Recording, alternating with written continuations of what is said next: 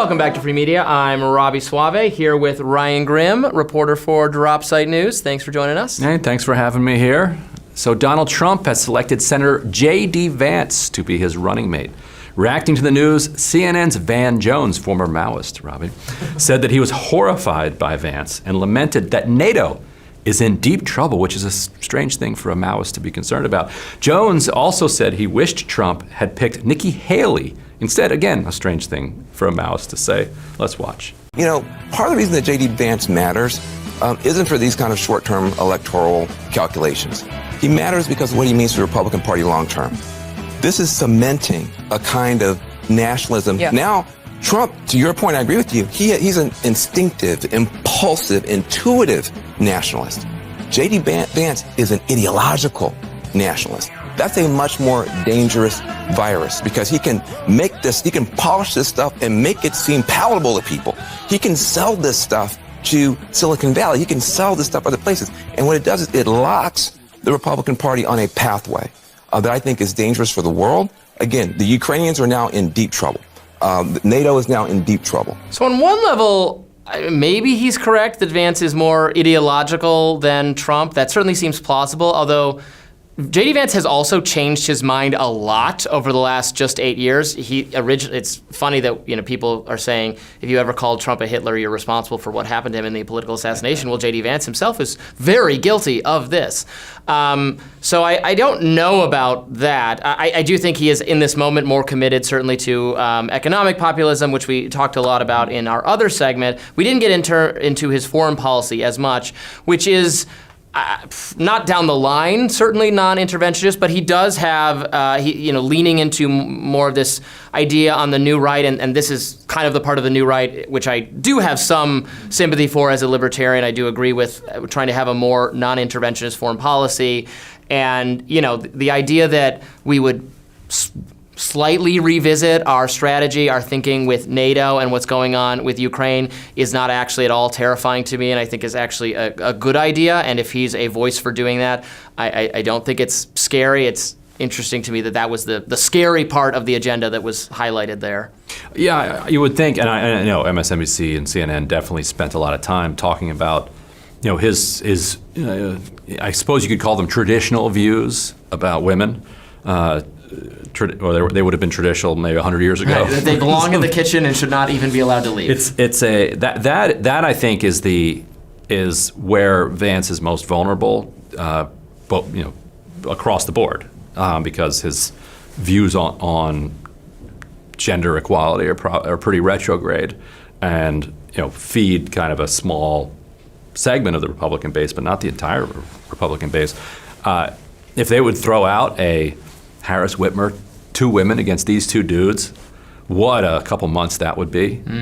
That would just be just making it all about that and about abortion rights, and that would be interesting to see. And it's not an argument I think they would win. Now they might still win because just the way the winds are blowing now. But yeah, it says something about today's Democratic Party that they would be so much more comfortable with a Nikki Haley than a J.D. Vance. Oh, yeah. They're this close to making her a contributor on one of their networks. If she ever stopped being a voice in the Republican Party. Yeah, Nikki Haley, like Boeing board member, as pro-corporate, right-wing Republican, right-wing Reaganite, with like the most hawkish foreign policy views that you can find. Yes. And she speaks in complete sentences and is like charming in person. And so Democrats are like, yes, like this is our person. Because they don't care about the foreign policy. I mean, this is the criticism they get from the left and libertarians and everybody is that foreign policy is just it's either an afterthought or they're reflecting the bipartisan hawkish consensus of a previous generation that they agree with. Yeah, that's what he's saying, that Ukraine is going to get, betrayed because, we're not willing to fund their defense until the failing defense until the entire country is conquered by Russia. We're going to stop short of that and press for a diplomatic resolution that probably does involve Ukraine, unfortunately, losing some territory, but that would be better than the thousands and thousands and thousands dying without any potential resolution, without any way for Ukraine to actually win. You know, Russia invaded them, totally wrong thing to do, very bad, not good, but we had to live in reality, and the reality is this: we either go on and on until more and more of the country is destroyed, or until someone makes some difficult choices. And the idea that that's the unthinkable, that's the beyond, or no. Right, and now there's some reporting that Zelensky's open to attending this peace summit that's great. Being organized. Yeah. Good. Because he sees the pressure that now they're in such a weakened state, both politically and militarily, that you're definitely not going to get the same deal from Putin that you would have in, say, like March 2022 when there was one on the table that got scuttled by the U.S. And his own advisors and U.S. advisors have been assessing this. We're supposed to listen to the experts, have been assessing the realities for Ukraine and determining that it is just vanishingly unlikely that they can defeat Russia or eject Russia from the country. That has been the case for months now. Months and months and months, if not longer. So the idea that you'd be considered crazy for listening to that and saying, well, then I should base some diplomacy on that. But no, unless you take the Biden administration's view and the view of many Republicans. So this is an open question in the Republican Party which way the Trump presidency would go on this. So I think this is one area. And again, I was very critical of Vance in the other segment we did. There's a lot about Vance I don't like. He was like my least favorite of the potential VP choices. Honestly, he was like dead last. One way in which I think he is an improvement, although others might have been even more of an improvement, would be on the foreign policy. Yeah, and if people need help thinking it through, your audience is probably pretty much most of the way there already. But think about the fact that in 2023, when Ukraine had tens of thousands of more men and women that were still alive, had enormous amounts of ammunition and material that had yet to be destroyed, had the vast amounts of support logistically and intelligence-wise from the United States, and launched this massive counteroffensive, and it completely failed. And so if it couldn't work then, how now, after the Russian military has gotten better trained, better equipped, they're producing enormous amounts of material in Russia and constantly and sending it to the front lines. The conscripts aren't in the front lines. Those are it's a volunteer army. They've got conscripts, but they're not the ones that are in the front lines doing the fighting. Why would you think that down the road, with fewer Ukrainians, older Ukrainians, yes, that's an important part. Ones who don't want to fight, who are conscripted to the front lines, and less weapons because you shot them all off. The age range for the Ukrainian conscriptions has had to get way, way more out of bounds in terms of the most able-bodied with a week or two people. of training, just getting forced at gunpoint to go then launch these charges. Why? And against an enemy that's now been fortified for that much more time. If your last counteroffensive failed, how on earth have conditions gotten anything than much worse for you? It's over. They've got to reach a deal.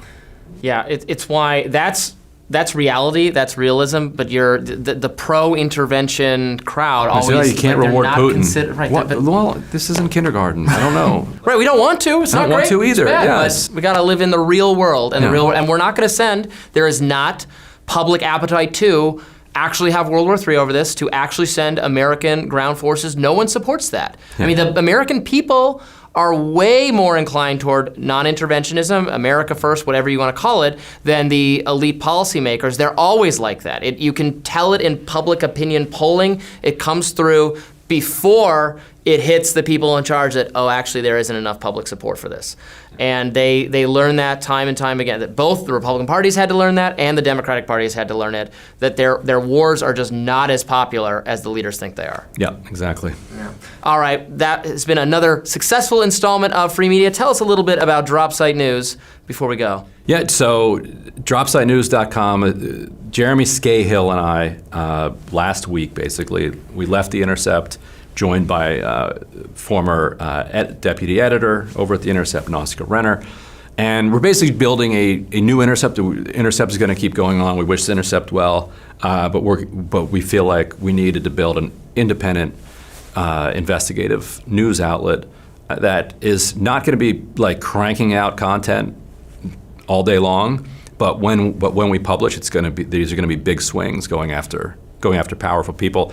And I think that a libertarian audience, I think the Reason audience, which I've written for Reason before, they excerpted a piece of my book too, way back in the day. I think the Reason audience would enjoy the kind of reporting that we're going to do. You'll see a lot of coverage of American imperialism and America's role overseas, that news, like not analysis, and then and we're going to break news about politics here in the United States. Yeah, what we learned when the period we co-hosted Rising together for about a year, that we have a lot in common, particularly on foreign policy, that the left and libertarians, which is nothing new, but that there's a lot of overlap and interest. So we'll definitely check that out. Viewers should check that out. More free media next week. Thanks for joining. Like, share, and subscribe. Hit that button below. See you next week.